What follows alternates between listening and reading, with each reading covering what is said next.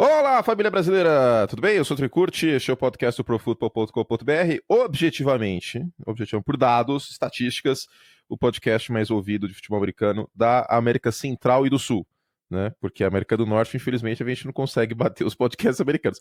Mas, na América Latina, na América de Simão Bolívar, na América de Dom Pedro, na América de Américo Vespúcio, não sei. Somos o primeiro! Que coisa maravilhosa. Em futebol americano. Que coisa maravilhosa. E um dia em esportes a gente consegue derrubar os de futebol, alguns a gente já conseguiu. Tudo bem, Dudu? Eduardo Miceli comigo aqui. Tudo bem? Tudo bem, galera? Então, nessa América também de Celso Portiolli, de Carlos Massa, o nosso glorioso Ratinho, de Augusto Liberato. Olha, gente. Esse Brasil varonil, essa América do Cara, sabe uma coisa que a gente nunca pensou que no momento groselha a gente pode fazer? Lembra quando teve aquela promoção da Nestlé que juntou o Faustão e o Gugu? Eu lembro disso, cara. Você sabe imitar muito bem o Faustão e eu sei imitar muito bem o Gugu. Ó, galera, tá aí a promessa. Não é nem o futebol americano que vai segurar vocês hoje. Não, hoje eu acho que não. Mas depois. Mas no futuro aí vamos criar essa vontade nas pessoas. Porque a vida é movida pelo quê? Pelo tesão, pela vontade. É isso, Concorda? exatamente. Concorda comigo? Concordo. Se não tiver tesão, se não tiver vontade de fazer as coisas, o negócio não vai pra frente. Concordo. Você está coberto de razão. Você concorda? Então, é isso. Este é o podcast Futebol Americano por Futebol.com.br. Meia horinha hoje para prever a rodada, mas também para falar sobre o Thursday Night Football. A gente praticamente não fala sobre o Thursday Night Football, porque geralmente são jogos horríveis, né? Mas ontem o jogo não foi muito bom, mas temos um momento histórico. Marcante, emocionante, incrível. Marcante, o Baker Mayfield veio do banco depois do Tyrod Taylor sofrer uma concussão, os Browns perdiam por 14-0 e o Mayfield liderou os Browns na sua primeira vitória desde a véspera de Natal, dia 24 de dezembro de 2016, contra o então San Diego Chargers. O time não era nem Los Angeles ainda, era o San Diego Chargers, e desde essa última vitória eu tive, pelas minhas contas, 3 namoradas. They did the math, tá ligado? Fizeram a conta. Ai, que coisa horrível, meu Deus do céu, minha vida. Mas agora eu vou fazer detox. Eu vou ficar um tempo sem sair com ninguém. Eu preciso de uns 3 meses sozinho, porque senão ficar engatando uma coisa na outra assim não dá certo. Aproveita que a temporada regular tá. Não, mas pior que é verdade, cara. Pior que isso aí vai acontecer no melhor momento possível, esse meu detox emocional. Igual dessa expressão. Uma menina que eu tava saindo uma vez, você sabe quem é, soltou essa frase pra mim. Eu vou mandar esse podcast pra ela também, pra ela ficar com vergonha. Mas é verdade, hoje eu tenho ESPN League às 4 da tarde, aí à noite eu tenho beisebol, amanhã eu tenho college e NFL no domingo. Eu não vou ter tempo para as pessoas, tipo, simplesmente não vai ter como.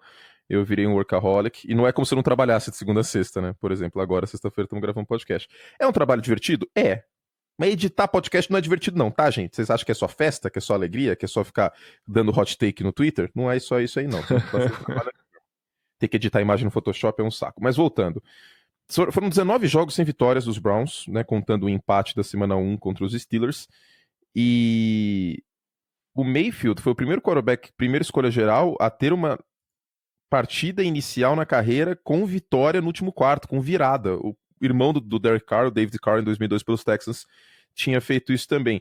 E também é uma virada quase que histórica aqui para o Baker Mayfield entre quarterbacks escolhidos com a primeira escolha geral. O Andrew Luck teve uma dessa em 2012 contra os Packers, estava atrás 18 pontos no placar, o Matt Stafford atrás 21 contra os Browns em 2009, e o John Elway contra o então Baltimore Colts, que tinha escolhido ele, e aí ele foi trocado para os Broncos em 83, conseguiu uma virada, e naquele momento acho que todo mundo em Baltimore falou, quer saber, velho, vambora para Indianápolis, já fiz um monte de merda aqui, ainda tomamos uma cacetada do cara que a gente trocou, era para ser nosso.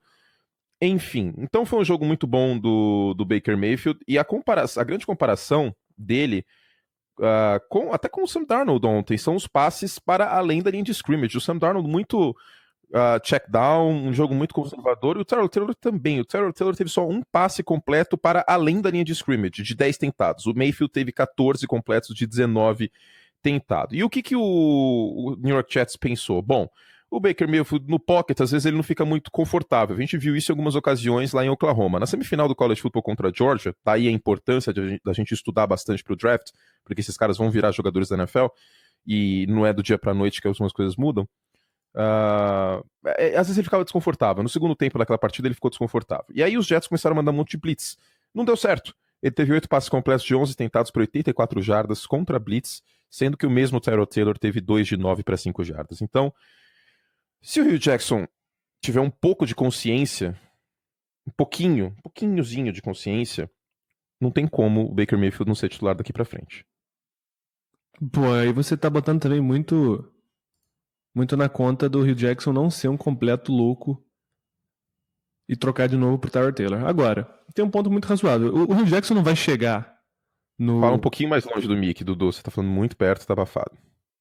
Não, o Hugh Jackson não vai chegar no vestiário e falar pra um jogador que sofreu a concussão que ele perdeu o posto dele, né? Ele provavelmente vai fazer isso de forma mais sutil ao longo da semana. Uhum. Mas é uma mudança de água pro vinho. O Tyrod Taylor tava muito, muito mal. O Tyrod Taylor, tem gente que é muito fã dele, né? Eu não sou tão fã assim desde os tempos de Bills. Eu não sou tão fã dele, mas eu não acho que ele é tão ruim como alguns pregam. Não, tipo, entre ele e o Colin Kaepernick, por exemplo, eu prefiro ele. Pode ser. Eu não tenho... Nunca pensei na comparação, mas é uma boa comparação. Talvez eu prefira o Taylor também. E, cara, é o que é, né? Ele foi a ponte, só que a ponte caiu rápido demais pro Baker Mayfield. E agora o Hugh Jackson tá parecendo um completo idiota por não ter dado a chance do Mayfield antes, né? Não, mas aí essa é uma grande especialidade. Se o Hugh Jackson fosse um personagem do Mario Tênis, tipo, o Toad, ele é rápido, o Mario é equilibrado, a habilidade do Hugh Jackson é parecer um completo idiota. Essa é a habilidade do Hugh Jackson nesses últimos 2 anos aí. E verdade seja dita, eu tô feliz pelo Hugh Jackson porque ele perdeu, acho que foi o irmão, e a mãe dele no training camp. Quem viu Hard Knocks viu isso. Então, tipo, que bom que isso aconteceu, né? Que bom que essa primeira vitória veio. Mas... E veio do jeito perfeito. Eu acho veio do jeito perfeito, com o Mayfield entrando de virada, Em em casa, casa, no horário nobre, todo com mundo o país viu. inteiro assistindo. Exato. Pô, era o meu ponto principal sobre isso. É um momento de celebração, é um momento de ver que a arrogância que muita gente via no Mayfield, na verdade, era só confiança. Ele mostrou muita confiança entrando em campo. A gente falou isso. Exatamente. Um cara que mal teve química com o time titular, porque o Hugh Jackson não deu first team reps, né? Repetições com o primeiro time titular pro Baker Mayfield. O que também é uma burrada do Jackson, certamente. Não, você tá exagerando. Por que você vai dar repetição de primeiro time com o quarterback que você escolhe na primeira escolha geral? Por quê? Não sei porquê também. Mas enfim, mostrou que parece ter mais química que o próprio Taylor, enfim. Tô muito feliz pelo Cleveland Browns. Chegou a hora. Eles usam uma expressão chula, prefiro não usar, então deixa pra... Faz. Nosso podcast é liberado, é open. Eles perderam, né? Desde que não seja versão machista, porque aí vai ser babaca. Não. Não é versão machista. A expressão que eu queria falar é pop the cherry, né? Tipo, eles finalmente abriram um champanhe. Não é chula. Não é. Mas pop the cherry tem um contexto que pode ser chula, aí eu prefiro no contexto legal. Tem daquele finalização do coito. Exatamente. Aí melhor não falar assim, mas é um momento de celebração. Pop the cherry. É fofinho, né? Digo, as palavras soam bem, mas tem um contexto que pode ser chula. Não, mas isso aí é bom. Fazer amor é gostoso. Fazer amor é importante. É importante. Você cria uma química entre o casal, você cria uma ligação que é pra sempre. Mesmo sendo uma one night stand, eu nunca tive uma one night stand. Mas é pra sempre, Eduardo Miceli. É um vínculo, né? É um momento de ligação. É um vínculo. Você lembra todas as pessoas que você pop the cherry até hoje? Cara, não sou um tremendo comilão, né, cara? Tipo... Não, minha vida sem amorosa sempre foi muito estável. E bola pra frente. Dudu, deixa eu tocar a corneta. 10 minutos sobre o Cleveland Browns. Acho que é isso, uma vitória muito emocionante. O Tyrod Taylor, ele é limitado, né? Eu acho que o piso dele é alto mesmo em termos de quarterback para NFL, mas o teto dele é muito baixo, né? Muito baixo, exatamente. Se o negócio empaca, ele não vai conseguir... Eu vou dar um exemplo muito esdrúxulo. Você não gosta de Fórmula 1, mas quem gosta de Fórmula 1 vai entender. No Grande Prêmio Brasil de 91, o Senna perdeu todas as marchas, tirando a primeira e a sexta. E ele levou o carro até a linha de chegada na última volta, enfim, com só 2 marchas, a primeira e a sexta. Na NFL, é isso que eu quero de um quarterback. Eu quero um quarterback que consiga levar o time à vitória com a primeira e com a sexta marcha. Tipo, o negócio tá tudo travado, por exemplo, o Tyrod Taylor não tava conseguindo jogar contra a Blitz, o Mayfield foi lá e conseguiu. o Tyrod Taylor não consegue levar o carro pra vitória com a primeira e com a sexta marcha. Entendeu? Essa é a analogia que eu faço. Justo. Ele é um quarterback sólido? Ok. Ele é um quarterback, se você tiver um time arrumadinho, um jogo terrestre bom, uma defesa competente, vai te levar para os playoffs pelo lado do cara? Sim, tanto é que foi o que aconteceu no passado. Mas esse é o teto dele. E o Cleveland Browns não pode lidar para sempre com esse teto. Não é isso que vai solucionar esse histórico aí de mazelas de Cleveland. Acho que sobre Cleveland é isso. A gente passou bastante estatística, a gente não vai se alongar tanto. Até porque o mundo gira, Lusitana roda, né? Já são 1h20 da tarde da sexta-feira e já tá esfriando essa pauta. Dudu. Final de semana de NFL, semana 3 já, hein? Ave Maria. Semana 3. E a única coisa que eu queria fazer, para arredondar o assunto Browns, que a gente esqueceu, que isso é uma pauta engraçada e boa. Como era o mundo na última vitória do Cleveland Browns? Tá, tem o Obama presidente, né? Não, mas eu quero só cultura pop, eu vou falar só cultura pop. Primeiro eu já falei que eu tive 3 namoradas no período, isso é verdade. Estava namorando a Giovanna. E aí depois teve mais 2 e não deu certo, né? E agora estamos aí, Dez Bryant de novo. Tivemos 2 Star Wars lançados, mais o Rogue One, então 3. 6 filmes da Marvel. O Obama era presidente, o iPhone 8 Plus e o iPhone X ou 10 que seja foi released, não sei como fala isso. O Príncipe Harry e a Meghan Markle noivaram e casaram. 6 filmes da Marvel são eles: Guardiões da Galáxia Volume 2, Spider-Man Homecoming, Thor Ragnarok, Pantera Negra, Avengers Guerra Infinita e Homem-Formiga e a Vespa. Foram 6 filmes da Marvel no período. O Vegas Golden Knight da NHL draftou o time inteiro, jogou a temporada inteira e chegou na Stanley Cup, na final da Stanley Cup. E sim, existe final da Stanley Cup, porque Stanley Cup são os playoffs. Que mais? O Estádio Olímpico de Pyeongchang foi completo, teve a Olimpíada e depois foi demolido. 12 times da NFL mudaram seus treinadores. Arizona, Buffalo, Chicago, Denver, Detroit, Indianapolis, Los Angeles Rams, New York Giants, Oakland Raiders, San Diego, agora Los Angeles Chargers, San Francisco 49ers e Tennessee Titans.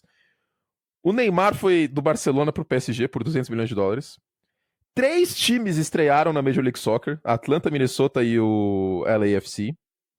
Os Estados Unidos não foram pra Copa. Nossa. E para terminar, 64 quarterbacks diferentes começaram os jogos na NFL, especificamente para os Browns, 4. Tyrod Taylor, Robert Griffin III, Kevin Hogan e Deshaun Kaiser. E foi o Griffin o quarterback titular naquele 24 de dezembro de 2016. Faz muito tempo, cara. Faz muito tempo. Sim.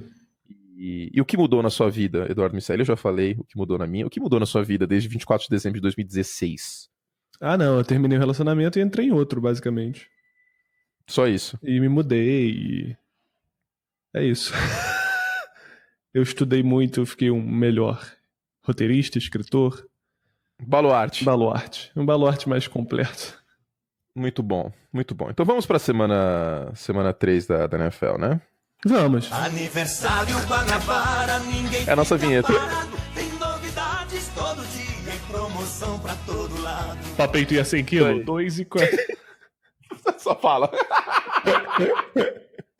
Não, eu gosto que, tipo, daqui a pouco o Guanabara vai ouvir falar da gente e eles vão ter que patrocinar a gente. Aí a gente vai fazer comercial com o Leandro Leonardo. Imagina, dizer, a gente segurando uma barra de ouro. O Leonardo, sim. O Leandro, infelizmente, não dará. Imagina a gente segurando umas barras de ouro assim, você pode comprar sua casa. Aí no final ele manda sempre uma palhinha. Guanabara, tudo por você. Guanabara, tudo por você.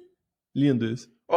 Antes da gente falar sobre a semana 3, merchan rapidinho, quem acompanha os podcasts do Pro Clube, quem acompanha os textos de waiver que Eduardo Miceli está escrevendo para os nossos assinantes, sabia de um certo Antônio Callaway ontem, tá? Então, quem acompanha nosso trabalho, quem assina nosso site, tem essa vantagem no Fantasy, porque era muita pedra cantada, a gente falou no podcast, falou no texto de waiver, né? E quem pegou o Antônio Callaway e estava com problemas de wide receiver pode ter aí um bom nome para a reta final da temporada, principalmente porque ele teve muitos alvos em profundidade. Sim. O Jarvis Landry é um cara mais de passes curtos e o Antônio Callaway pode ser a arma mais em profundidade. Ele que é calouro, teve problemas de droga, etc. É uma história parecida com o do Josh Gordon. e tá lá no Cleveland Browns. O Dorsey apostou nele, da mesma forma que o Dorsey apostou no Tyreek Hill quando tava nos Chiefs e em outros jogadores problemáticos. E ele vai dando chance. Se o cara mandar mal, aí ele corta, como foi o caso do Gordon, né? No caso, troca. Falando em Gordon, a gente tem... Só pra terminar, Dudu, o merchan, e você fala, prometo. Desculpa que eu tô meio Faustão hoje, porque a gente tem menos tempo. Falando em Gordon, podcast ao vivaço, a gente fez o podcast de sócios enquanto estava rolando a troca do Josh Gordon, então reações imediatas, tá lá também para os nossos assinantes pro clube, se você quiser assinar nosso site, profutbol.com.br/oferta podcast. A gente vai deixar a oferta lá, eu falei que ia tirar, mas tem gente assinando ainda, esse primeiro mês de temporada pelo menos, vai deixar lá, podem assinar, 30% de desconto no plano anual. E daqui a pouco eu falo sobre o nosso podcast especial, porque este é o podcast 100, e eu prometi que depois do podcast 100 vai ter conselhos amorosos. Daqui a pouco eu falo mais sobre. Fala, Dudu. Não, só pra falar que não é só o texto de waiver. A gente fala muito no Twitter o tempo todo das movimentações. O texto de waiver saiu na terça-feira, né? Que é o dia que geralmente os waivers são colocados pra rodarem na quarta. No dia 15 de setembro, ou seja, no sábado passado, assim que saíram as notícias do Gordon, eu falei, adicionem Antonio Callaway. Então segue a gente, segue o Curte, quem curte Anthony, e eu em @MiceliFF, que a gente sempre tá falando dessas coisas, sempre dando dicas pra você ficar de olho. E um certo @CurteAnthony previu a vitória dos Browns ontem. Fui xingado, fui avacalhado. Teve seguidor falando que ia correr pelado se acontecesse. Expus essas pessoas. Como tem que fazer mesmo, tem que expor. E confia no pai, só digo isso. Davis me mandou uma mensagem aqui perguntando se tá tudo bem. Eu vou mandar ao vivaço pra ele. Oi, Davis, tudo bem? Tô gravando o podcast. Vai sair essa mensagem eu falando que está tudo bem pra você. Tudo bem com você também, Davis? Olha só que coisa maravilhosa. Um podcast A3. Então é isso, sobre Browns, etc., sobre um site. Vamos falar então da semana 3. Eduardo Miceli. Pittsburgh Steelers e Tampa Bay Buccaneers parecia um jogo bem bosta antes da temporada começar. Sim. No Monday Night Football, vou falar a verdade.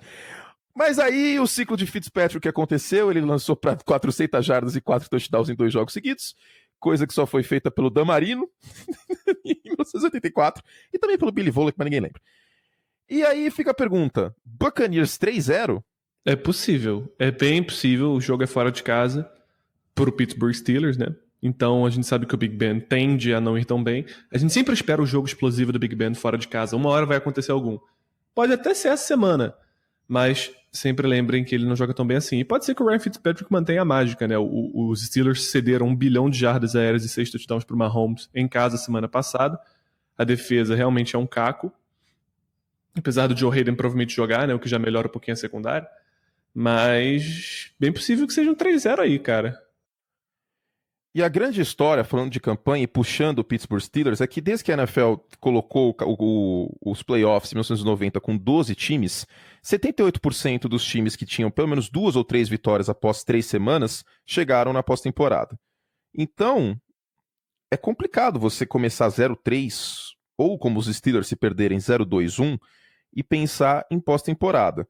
Na era Super Bowl, ou seja, desde a temporada 1966, só 6 times chegaram aos playoffs depois de não ter vitória, ou seja, contando empate e derrota, né? Não ter vitória nos 3 primeiros jogos da temporada. Você sabe qual é algum deles, Eduardo? Não sei, nenhum deles. Me conte. O exemplo mais clássico é o San Diego Chargers de 92, que começou 0-4 e quase chegou aos playoffs. Mas a gente também tem os Bills de 98, os Lions de 95, os Bucks de 82, os Chargers de 92, os Jets de 81 e os Raiders de 70. E é isso. Então, tem 3 times que muitos considerariam, não certeza nos playoffs, longe disso, mas candidatos aos playoffs, que se perderem pode ficar em situação bem delicada. Os Steelers têm 0-1-1, se perderem ficam com só 27% de chance de playoff. Os Texans 0-2, se perderem ficam com 16%. E os Seahawks com 0-2, se perderem ficam com 7%. Neste momento, os Steelers têm 37% de chance de playoff, os Texans 24% e os Seahawks só 12%. Então, é uma situação bem delicada. A semana 3, ela dita rumos da temporada regular, porque começar 0-3 ou que seja 1-2 já é bem complicado, né? É uma situação, eu acho que especificamente para Texans e Seahawks, para os Steelers nem tanto, mas para Texans e Seahawks é praticamente uma semana de vida ou morte. Para os Texans eu acredito piamente que é uma semana de vida ou morte, né? E Seahawks também. Vai receber os Cowboys, né? Os Cowboys que não são o melhor time da NFL, muito pelo contrário, eles são um time com vários problemas flagrantes, mas precisa ganhar, assim. Seattle precisa ganhar urgentemente. E os Texans, deixa eu ver, Texans enfrentam os Giants, né? Eles recebem os Giants, que é um time Sim, também. Não é um jogo difícil. Teoricamente não é um jogo difícil, mas a gente não sabe se O Saquon Barkley pode ter, sei lá, 100 jardas terrestres e os Giants ganhar por 17-10. Isso Pode ser um 21-17 com um touchdown gigante. Com o Deshaun Watson tomando 4 sacks. É um duelo de linhas ofensivas, assim, que vai criar um novo universo paralelo onde linhas ofensivas ruins são um rei, entendeu? Tipo, porque é tão ruim os dois lados. É o linha ofensiva boa. Só que de maneira ruim. Vida ou morte, concordo com você plenamente. Os Texans, que era super hypado, né? Confesso que a comprada desse hype eu sempre sentei um pouquinho em cima. Eu também, por causa da linha ofensiva. Eu não consigo confiar num time com linha ofensiva ruim. Eu não me lembro, sinceramente, de um time favorito pra temporada com uma linha ofensiva ruim. Não consigo lembrar. Você consegue? Não, cara.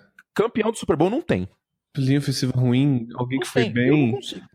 Não consigo, cara. Eu não sei se é por causa dos traumas que eu tinha com o Chicago Bears do início dessa década, que a linha ofensiva era bem ruim. Tipo, já Marcus Webb era o left tackle, Jesus. Eita. E eu sempre prestei muita atenção nisso. Eu não consigo lembrar, se você ouvinte conseguir lembrar um time que ganhou o Super Bowl ou que foi longe na temporada com uma linha ofensiva ruim. Você pega os anos anteriores, ó, os Seahawks quando foram campeões tinha uma linha ofensiva bem melhor que tinha agora, um jogo terrestre bom. Os 49ers chegaram no Super Bowl com uma linha ofensiva muito boa. Os Ravens também ganharam o Super Bowl com uma linha ofensiva boa. Os Patriots sempre tiveram linhas ofensivas bem treinadas, tanto que quando o Dennis Karnak semi-aposentou, que depois ele volta, que é os 4 jogos do Acabou a Dinastia, tava horrível. E aí a gente viu o que aconteceu. Os Broncos, na época do Peyton Manning, também não tinha uma linha ofensiva ruim, depois que ela piora. Os Saints, na era Drew Brees, sempre foram ajudados pelo release rápido dele, mas mesmo assim não era linha ofensiva ruim. Então, linha ofensiva ruim mesmo, de naipe Texans, Giants e Seahawks que a gente tem nesse ano, eu não me recordo de time indo longe com a linha assim, cara. Não me recordo. Porque empaca o ataque inteiro. O jogo terrestre ficou uma bosta. E o quarterback apanha. Olha a diferença do Blake Bortles com uma linha competente. Total. Os Jaguars parece que não, mas eles investiram em linha ofensiva. O Cam Robinson foi escolhido, o Andrew Norwell chegou na última free agency. É um quarterback muito melhor. Muito melhor, né? Muito mais confiante. Você maximiza. O próprio Derek Carr sempre teve uma linha ofensiva sólida, né? Total. Neste ano não tá aquela maravilha, mas no papel é uma linha ofensiva forte. O Dak Prescott foi muito ajudado, porque o veneno e o remédio do Dak Prescott é que ele segura a bola demais no pocket. Com uma linha ofensiva ótima, como é o caso do Dallas Cowboys até ano passado, este ano tem desfalques, era ótimo que ele segurasse a bola demais, porque ele ficava no pocket lá, escaneando o campo, a linha protegia. Agora, se tem uma linha ruim, ele se ferra, né? Por como ele se ferrava em Mississippi State em alguns jogos. Então, Dudu, a gente tem meia hora só de podcast. O jogo que não é da TV, que é Saints e Falcons, eu queria que você falasse um pouco sobre esse jogo, porque esse jogo é mega importante. As duas equipes com a mesma campanha, uma vitória e uma derrota. E pode ser decisivo aí para pelo menos a primeira metade da temporada. Não tô falando que acabou a temporada para os dois times se perderem. Mas é um jogo muito importante. E é o 20º jogo entre Drew Brees e Matt Ryan. Exatamente. Para mim é o segundo melhor jogo da semana, inclusive. Que é depois de Chargers e Rams, que eu acho que é o melhor. Que eu comento. Mas esse não vai passar na TV, infelizmente não teremos como assistir isso de maneira fácil. Então, a não ser que você tenha o Game Pass. Saints e Falcons, duelo importantíssimo, porque os Buccaneers têm grandes chances de fazer 3-0. Os Saints já perderam para os Bucks. Perdendo aqui, os Saints ficam 0-2 na divisão. Uhum. E isso é muito, muito ruim numa divisão tão competitiva. Os Falcons precisam muito saber compensar a falta do Keanu Neal e do Deion Jones. Isso para um time que vai enfrentar o Alvin Kamara é crucial. Eu tô vendo uma partida gigante do Kamara nesse sentido. A gente sabe que os Falcons cedem 1 bilhão de recepções pro running back por 3 anos. E Deus sabe como o Deion Jones era um dos poucos que conseguiram marcar o Alvin Kamara no passado. Pô, e outra coisa, vocês viram o stat board do McCaffrey semana passada? 14 recepções para 104 jardas, eu acho. Enfim. Eu acho que o Kamara vai deitar nesse jogo. Eu também acho que o Kamara vai deitar. Agora, defesa dos Saints tem que respeitar o passe longo. Parece que não aprendeu isso na primeira semana que tomou a Fitzpatricksada. É até perdoável, porque ninguém esperava. Na segunda semana, já era esperado que eles fossem queimados em algum momento. O Tyrod Taylor deu aquele tiro no Callaway, que resultou no touchdown que quase colocou tudo a perder se não fosse Zane Gonzalez. Quando você tem um ataque com o Julio Jones, que ganha de todo mundo num contra um, quando você tem o Mohamed Sanu, que é um ótimo recebedor, o Calvin Ridley já mostrou serviço na segunda semana contra os Panthers, você tem que respeitar muito, muito esse ataque. O ataque dos Falcons é excelente. Devin Coleman também acho que vai ter uma ótima partida. Ele vai ser o dominante. E eu quero muito ver o Ito Smith, o calouro, que foi draftado esse ano. Você sabe que o nome dele é Ito por causa do juiz do... Nome não, apelido. Por causa do juiz do caso O.J. Simpson. Isso é maravilhoso, cara. É incrível. Mas eu acho que vai ser um jogaço. Vai ser um jogaralhaço.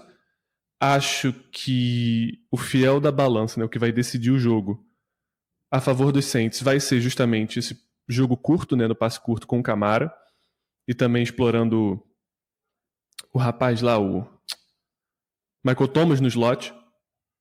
Que tá tendo recepção até não poder mais, né? Vive grande fase. Ele saindo do slot para criar esses mismatches. E o Alvin Kamara são o winning pro Saints. E pros Falcons, o Matt Ryan tem uma semana 2 não uma semana 1 dessa temporada. Semana 1 ele foi muito impreciso. E a defesa a secundária dos Saints, ela é muito propensa a forçar turnovers, né? O Lattimore é bom nisso, o Marcus Williams é bom nisso, o Von Bell também. Então, cara... Acelera, Dudu, 26 minutos. Desculpa. Senão a gente não pode falar um pouquinho mais sobre alguns outros jogos. Rapidamente aqui, Broncos e Ravens, o termômetro para os dois times, né? Eu utilizo bastante esse termo nesse início de temporada, porque os Broncos têm 2 vitórias, mas foram contra times fracos, então quero ver contra uma defesa mais sólida, como a dos Ravens, como que o negócio anda. Bengals e Panthers, outro jogo bem interessante, um termômetro para os Bengals. Primeiro candidato aos playoffs sério que os Bengals pegam. E contra os Ravens foi um jogo muito atípico, né? Eu falei que era termômetro, mas vamos ver, se os Bengals engatarem um 3-0 aqui, dá pra começar a colocar esse time pra favorito da divisão, viu? O ataque tá muito redondo. Giants e Texans já falamos. Titans e Jaguars, jogo muito importante pro Tennessee Titans, porque se os Jaguars abrirem 3-0, e justamente agora só a primeira partida dentro da divisão fica bem complicado. E um dos jogos mais legais aí é o jogo do Empolgou, é o Empolgou Bowl. Porque de um lado a gente tem o Jimmy Garoppolo, que eu tô sentindo a torcida dos 49ers um pouco mais murcha em relação à beleza desse homem. Não vou nem soltar a vinheta aqui, porque já não tá mais lindo, tesão, bonito e gostosão. E do outro lado, um rapaz que tem 10 passes para touchdown, melhor marca da história nos 2 primeiros jogos de uma temporada. Sim, não é de um quarterback calor ou de segunda, é da história. E se ele tiver 2 nessa próxima partida, ele vai empatar com o Peyton Manning em 2013. E lembrando que o Peyton teve 7 no primeiro jogo contra os Ravens em 2013. E naquela temporada o Peyton Manning, lembrando, quebrou o recorde de touchdowns com 55. Isso. Então... esse é o nível do Empolgou com Patrick Mahomes, o novo deus do bíceps. Monstro, ele é muito... ele tá muito bem, né? Vamos ver o quanto ele vai sofrer à medida que ele for ganhando mais tape em cima dele. Sem dúvidas, porque os times vão começar a estudar mais ele. Ele é uma surpresa, queira ou não, embora ele esteja no seu segundo ano. Tem gente que acha que ele é calouro. Eu recebi muitas mensagens, tipo... mas ele tá quebrando o recorde de calouro? Não, o Patrick Mahomes não é calouro. Ele tá no segundo ano. Ele não jogou ano passado, tirando a semana 17, mas ele não é calouro. Então, a grande pergunta que fica é, haverá regressão à média ou não? Os gênios, como é o caso do Peyton Manning em 2013, conseguem superar essa regressão à média no meio de uma temporada. Eu não vou colocar o rótulo de gênio ainda no Pat Mahomes, mas se ele conseguir uma temporada de 50 passes para touchdown, aí eu acho que a gente pode arregalar o olho, colocar ele 95 de overall no Madden e bola para frente. Mas realmente tá incrível ver o Mahomes jogando. Espero que eu tenha oportunidade, porque vocês sabem que eu amo quarterbacks. Espero que eu tenha a oportunidade de comentar um jogo do Pat Mahomes ainda neste ano. E o duelo de Los Angeles, potencialmente o melhor jogo da semana, Eduardo Miceli. Tenho a sorte de poder comentar essa partida. Os Chargers repletos de lesão. E do outro lado, um Los Angeles Rams que pisou no acelerador sem dó, sem piedade contra os Cardinals na semana passada. E para mim é o favorito ao Super Bowl na Conferência Nacional. Já era antes da temporada começar, coloquei Patriots e Rams no meu Super Bowl. Vamos ver se seguem aí rumo a um título de divisão de novo, porque eu não vejo ameaça de São Francisco ou Seattle a esse time de Los Angeles, até porque o Goff não apresentou nenhuma regressão em relação ao que a gente viu no passado. É um ataque que só melhora, sinceramente, não tem muito o que dizer. O Sean McVay é brilhante, mantém esse ataque sempre com decisões difíceis para a defesa fazer, e não foi diferente nas 2 primeiras semanas. Tá que o Arizona não é parâmetro, porque o time tá em frangalhos, mas são francos favoritos. E eu acho que ganham também, inclusive, o duelo de Los Angeles nesse domingo. É isso aí. Chargers e Rams vai ser um jogaço. Tô bem ansioso. A gente não vai ter muito tempo de falar sobre essas partidas, já estamos com meia hora. Eu tenho o SP League hoje às 4, tenho que sair de casa daqui a pouco. Mas rapidamente... 5 minutinhos aqui, Cowboys e Seahawks, rapidamente sobre esse jogo, e Patriots e Lions, Dudu. Cowboys e Seahawks é o que eu falei, que a gente já falou até. A gente, inclusive, pode passar meio batido. É o momento de provação pro Seahawks e o momento de fixar a campanha dos Cowboys, né? Os Cowboys ganharam o Sunday Night, sempre dá moral, e aproveitar o tropeço dos Eagles que tiveram contra o Buccaneers, que é visto como um tropeço, até porque os Eagles são um dos favoritos da NFC. E o Sunday Night, eu acho que é uma partida perfeita para os Patriots reestruturarem depois da derrota. Trouxeram uma ameaça à profundidade que é o Josh Gordon, e os Lions terem muito espaço para running backs. Então a gente sabe que eles deitam em cima de running backs, os Patriots no plano ofensivo, e os Lions precisam tomar tenência nessa defesa, e o Matthew Stafford precisa jogar bem 4 quartos. Não só 2. Exatamente. E ele que é o rei do último quarto, né? E é isso, gente. Fizemos todo o estrago que podíamos. Infelizmente a gente não pode gravar mais tempo hoje, até porque o podcast consumiu muito com o Cleveland Browns. A gente queria fazer um podcast só sobre o Cleveland Browns. Para arredondar, então, a gente sempre lembra que na loja do site, actionshop.com/profootball, você tem desconto com o cupom podcast em Funko. Você tem Funko? Eu tenho. Quais Funko Eu tenho você poucos, tem? eu sou um cara muito seletivo. Eu tenho um do The Dude, do Big Lebowski. Eu tenho The Crow, do Mystery Science Theater 3000, que é o melhor canal de crítica do mundo, inclusive você ia amar. E eu tenho do Brett Favre. Tá. Brett Favre, que é o nosso teto de Derek Carr, que um dia a gente sonhou que ele fosse chegar a isso, mas que não chegou, né? Vamos ver se um dia chega. E o Derek Carr jogou bem semana passada, vamos dar esse mérito pra ele. Ainda mandei um tweet, não faz assim que eu posso até me apaixonar. Eu fiquei balançado. Você sabe que meu coração balança, né? Eu ainda compro que ele vai melhorar. Eu não abandonei o barco. Eu sou um rapaz que se apaixona muito fácil. O que mais que eu ia falar? Sim, então, tem Funkos lá, cupom podcast você tem mais desconto e já tá com promoção, os Funko. Acho que eu vou pegar mais um. Eu tenho um do Walter Payton, tô pensando se eu pego mais um lá. Ou não, então actionshop.com/profootball, é só você procurar por Funko, e tem camisetas também. Hoje eu estou, lembra, sabe a camiseta dos quarterbacks? Manny Brady e Roger Brees? Hoje eu estou com uma Watts, Miller, Mac e Donald. E eu nem sonhava quando eu peguei essa camiseta que o Khalil Mack ia ser meu amorzinho, né? Mas ele agora é o meu Monster of the Midway. E falando isso, tem Bears e Cardinals, hein? Ó o Bearzão com 2-1, hein? Que delícia. Vamos ver se os Cardinals começam a utilizar o David Johnson e criam vergonha na cara, né? Porque tá bem feio o negócio. Raiders e Dolphins também a gente não falou, né? Raiders 0-2. Bills e Vikings. Ótima oportunidade para defesa de Minnesota contra o Josh Allen. Vamos ver o que vai ver esse jogo aí. Vai ser uma dor de crescimento forte pro Josh Allen. Se ele jogar bem contra a defesa dos Vikings, aí dá pro torcedor se empolgar. Tem a volta do Carson Wentz contra o Andrew Luck, jogaço às 2 da tarde, horário de Brasília, e Packers e Redskins às 2 horas. Vamos ver o Aaron Rodgers como tá o joelho dele. Certo, já mencionamos todos os jogos, pelo menos uma linha. Infelizmente a gente não pode fazer mais longo esse podcast, porque eu estou atrasado para ir pra TV, Eduardo Miceli também tem um monte de coisa para fazer.